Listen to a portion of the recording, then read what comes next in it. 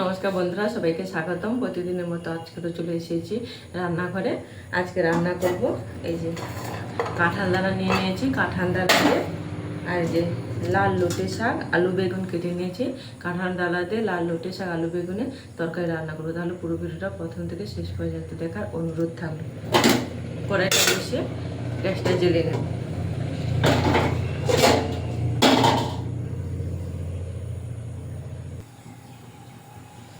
নিরামিষই রান্না করব। কড়াইটা বসে দিয়েছি, এবারে কড়াইতে তেল দিয়ে দেবো।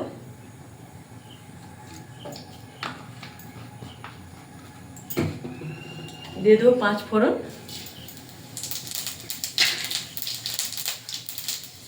এবারে কেটে রাখা আলু বেগুন আর লাল লটে শাকটা দিয়ে দেবো। দিয়ে দেবো কাঁঠাল দানা,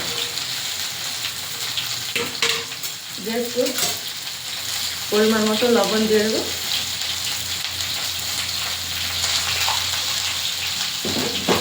দিয়ে নাড়াচাড়া ভালো করে নাড়াচাড়া করে দেবো।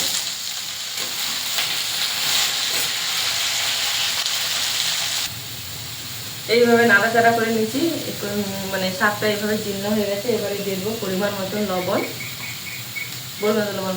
হলুদ, আর দিয়ে দেবো লঙ্কার গুঁড়ো। দিয়ে ভালো করে একটু কষে জল দিয়ে দেবো।